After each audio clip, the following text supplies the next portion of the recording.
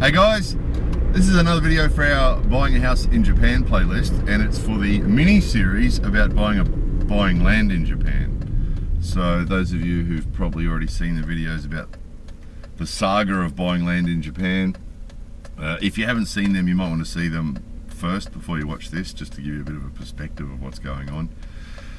So those of you who have been following this so far, it's been 4 months since we saw the piece of land and said to the real estate agent, yes please, we'd like that one. So it took 4 months, and then since we made the last video, they had the surveyor go and do the survey of the land and mark it with the red pegs, big concrete red pegs like they do in lots of other countries. And then the real estate agent came to the house with some papers that were just confirming that we acknowledged that the survey had been done and these are the true boundaries, and the piece of land was actually half a square metre less than what it had said on the original contract, which wasn't surprising either, because a lot of blocks of land in Japan haven't been surveyed for sometimes hundreds of years, so quite often the surveys are off. So when they find the real boundaries, then they remark them on the map. So some of you might remember when we bought the house in Japan, it had a really interesting boundary because it was really old, and over the years it had been changed a little bit here and a little bit there, and ended up being a sort of zigzag boundary all the way around with lots of different points. So real estate guy came, more documents, half a dozen documents to acknowledge that the survey had been done. This is the real size of the land and these are the real boundaries, all marked on a plan. All very good. Next step was he needed a juminsho, which is, here's one thing, you'll have to make sure you've got one of these because you forever need them. You have to sort of be registered at City Hall, and then a juminsho is sort of like, it's really just an official document from City Hall acknowledging that your name and your address are together. That's all it really does, because that information is put together based on other documents. So for foreigners, it's usually based on our foreigner card that they've actually registered. You go to City Hall and they register you at City Hall. So it's a pretty unusual document, because all it really is a pretty fancy looking piece of paper. We can't actually scan it and show it to you, interestingly, because it won't scan. It's a very clever piece of paper. You can only use an original juminsho. You can't use a photocopy, and you can't scan it. It won't scan. It's just an interesting type of paper. But all it really does is it just has your name and address on it. And if you've got a family, it'll often have your family, you know, your wife or husband and your children, or your parents or your in-laws or whoever it is. Quite often it has all the family, extended family on it as well. So you've got to sort of have one of those, because anytime you do anything, rent an apartment or buy a house or buy a car, or quite often they'll say we need your juminsho. And every time they say that, it's not like a birth certificate. Some countries have birth certificates that you can just keep the original at home in a safe or something, and then whenever you need to identify yourself, you can use your birth certificate and your passport or whatever. But it's not like that. Every time you need a juminsho, you've got to go to City Hall and get it. You've got to go to City Hall and maybe pay them $5, and then they give you an original juminsho, and it happens every time. So sometimes in a process like this, if you borrow money from the bank, you'll need it. If the real estate agent will need it. So sometimes you have to go back again and again, or if you know that you're going to need more than one, you can go and get two of them at the same time, but it's got to be two originals. A funny thing, juminsho. So there's that. So we went to City Hall, got the juminsho, gave that to the real estate agent. So he came back again to collect that. Then he turned up. A couple of days or a week before the settlement. He turned up with a checklist to tell us what we needed to have for the settlement, and there was he wanted my hanko, inkan, you know, the stamp thing that we use instead of a signature, my bank account, my bank book. We still use bank books here, interestingly. So he needed the bank book that we could take to that bank and do the money exchange thing with the owner. And what was the third thing? Oh, and all the other documents. Oh yeah, most interestingly, and he needed 3 envelopes of cash. So he needed about $7,000 for him. That's his commission. So we have to, as we've told you before, we have to pay our real estate agent, and the seller has to pay his real estate agent. So we had to pay $7,000. Of course, this is all in yen, right? I'm just rough conversion for you. So it was about $7,000 for him. Then there was about $3,500 that was stamp duty, government tax basically, plus the cost of it's sort of like a lawyer guy that comes and does the actual final paperwork. So there's about $400 for him and about $3,000 in stamp duty tax. It's pretty expensive, isn't it? And then another envelope, so that was $7,000 for the real estate agent, or $7,500 for the real estate agent, $3,500 for the lawyer guy and the stamp duty tax thing. And then because the tax had been paid in advance by the owner, we had to bring another envelope with $2,000 in cash for him. So we had, what was that? 13, we're up to about $13,000 in cash, 3 envelopes, 3 envelopes of cash like that. So that's what we needed. Okay, so let me check the list, make sure I haven't forgotten anything.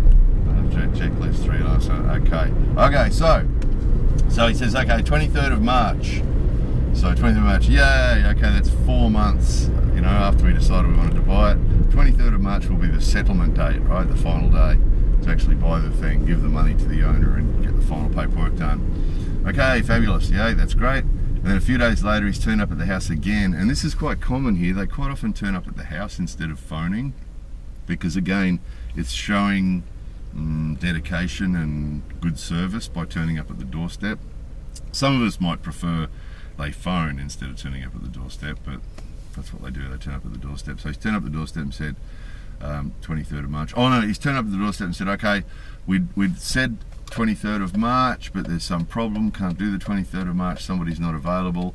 And he said, now I could have made a mistake, but he said to me the next day, 23rd is no good, the next day is okay. And of course all this is in Japanese, right? 23rd is no good now, sorry. How's the next day? 24th. So I went and got my diary. Now, this does sometimes happen here. Usually when Japanese people make appointments, usually they don't say what day, usually they say what date. So in some countries we say, okay, next Monday, right? Next Tuesday. Okay, how's next Tuesday? Yes, next Tuesday is good. But usually in Japan, when people make appointments, they say what day. So they say, in this case it was Nijuyon, 24th, the next day, 24th, Nijuyon. And interestingly, considering how efficient things are here, it's really not uncommon to have appointments messed up.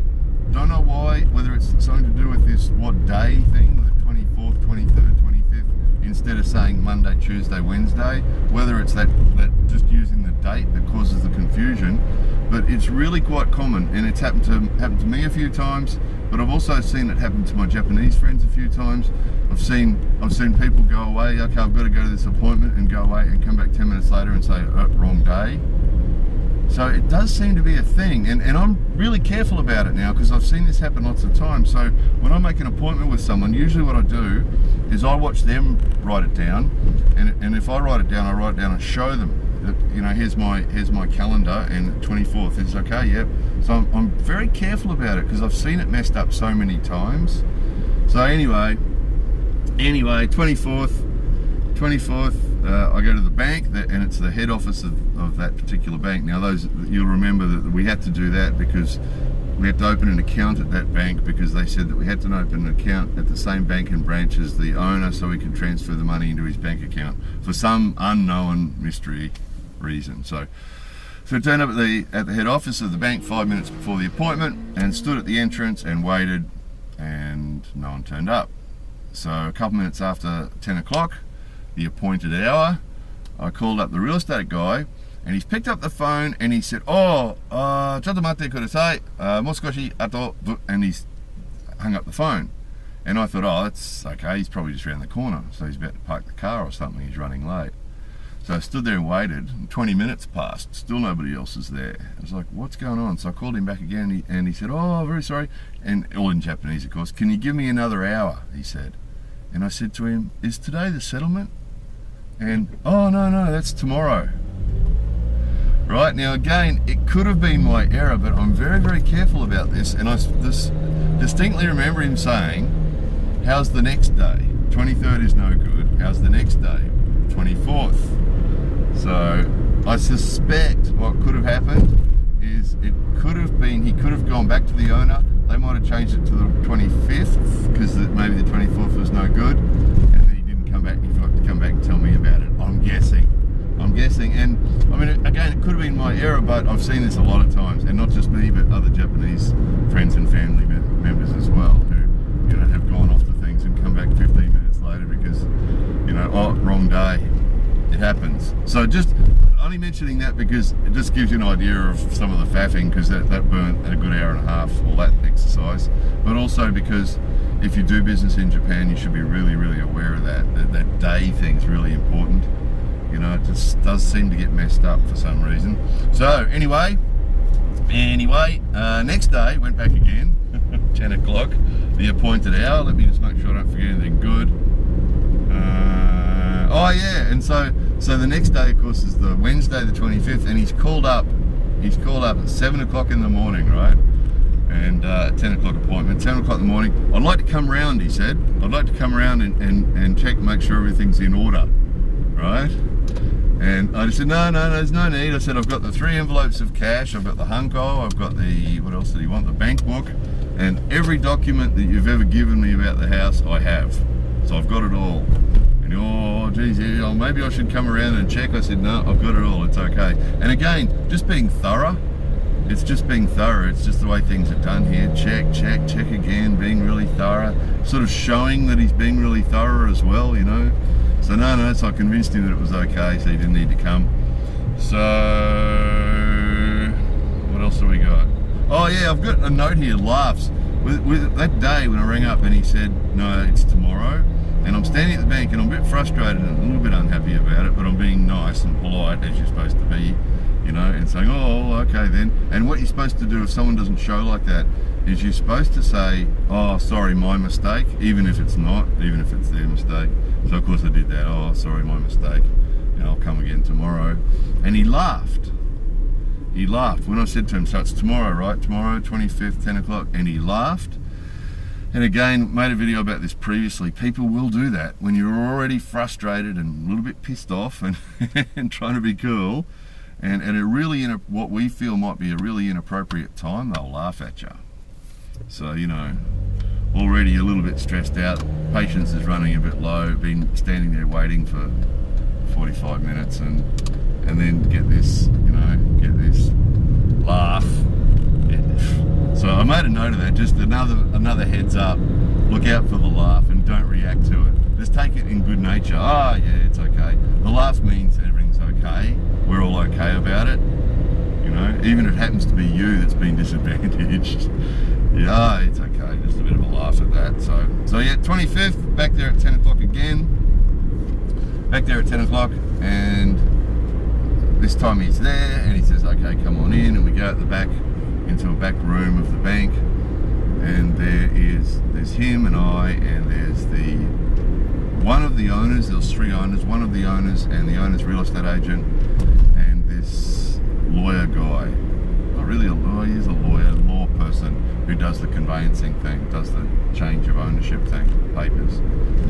So we sit down at a big table, it's all very formal, and everybody passes their business cards to each other very formally as we do, and you know, pass the business card and look at it, and very good, and lots of polite exchanging of politeness.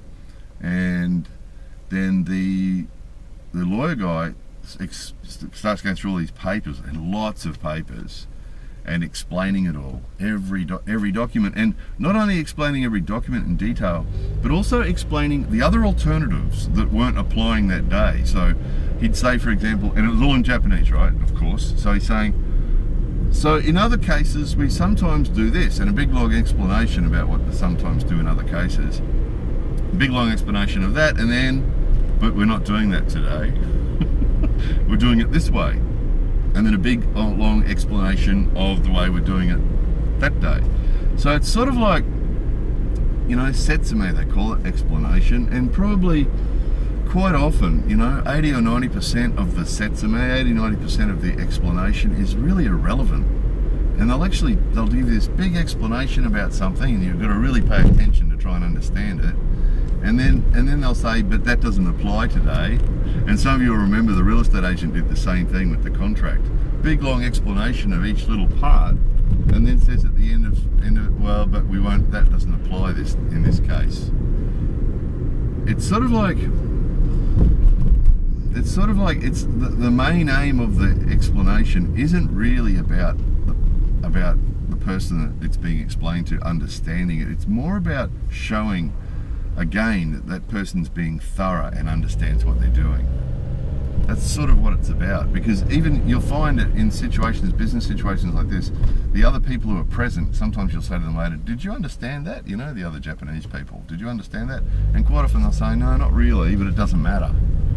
And that's sort of the case. I mean, this guy's the conveyancer, he's the one that's doing it, all the exchanging. So he's the one that looks after all that documentation, and he's explaining all what has to happen in City Hall and this document and that document. And it wasn't really relevant. It wasn't really anything I had to do. All I had to do is just write my name and address in a few places and stamp it with my big stamp.